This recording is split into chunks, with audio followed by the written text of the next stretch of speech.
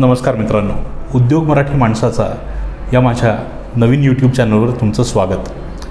मी थेट मुद्द्यालाच हात घालतो। उद्योग किंवा व्यवसाय कोणी करावा? कसं होतं, लहानपणीच आपल्या आईवडिलांनी आपल्याला बिंबवलं असतं, छान अभ्यास कर, छान मार्क मिळव, म्हणजे छान नोकरी मिळेल। आणि तसंच होतंही। अनेक जण या दबावाखाली छान अभ्यास करतातही, त्यांना छान मार्कही पडतात। मग काय, परदेशी कंपन्या त्यांना चांगलं पॅकेज आणि चांगलं भवितव्य याचं गाजर दाखवून परदेशी घेऊन जातात।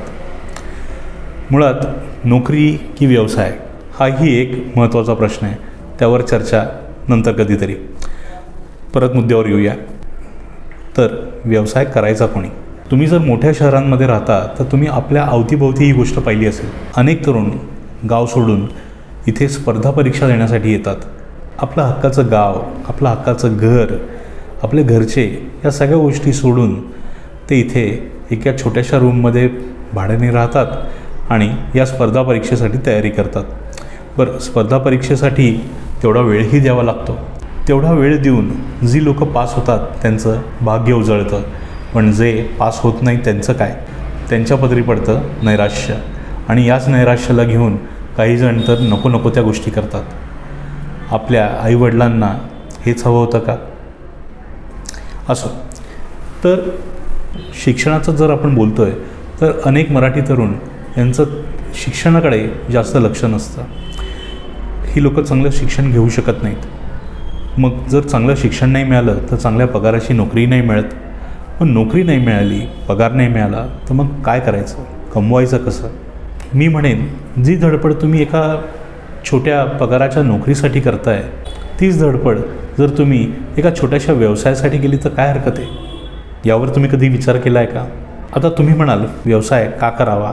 आणि तेच तर या व्हिडिओचं शीर्षक आहे आणि तेच आपण आता बघणार आहोत। आज व्यवसाय करण्यासाठी तुमच्याकडे अनेक साधनं उपलब्ध आहेत। मोबाईलवर इंटरनेटद्वारा अख्खं जग तुमच्या समोर येऊ शकतं। आज तुम्हाला मार्गदर्शन, सल्ले हे इंटरनेटद्वारा तुम्हाला सहज उपलब्ध आहेत। तुमच्या डोक्यात एखादी जर कल्पना आहे, ती कल्पना किती यशस्वी होऊ शकेल याची चाचपणी तुम्ही इंटरनेटवर जाऊन करू शकता। आज लोन पण अगदी सहज मिळू शकतं। अनेक खाजगी बँका तुम्हाला लोन द्यायला तयार होतात।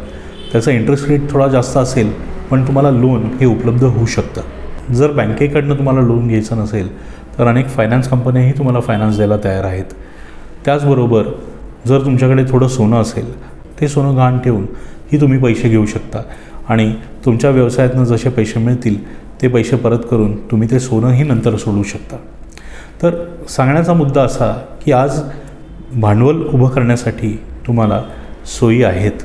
सरकार देखील आज व्यावसायिकांसाठी अनेक योजना काढतं आहे। त्या योजनांचाही तुम्ही फायदा घेऊ शकता आणि म्हणूनच मी म्हणालो की ही उत्तम वेळ आहे व्यवसाय करण्यासाठी। आणि आज मेड इन इंडियाला जगात खूप महत्त्व आहे।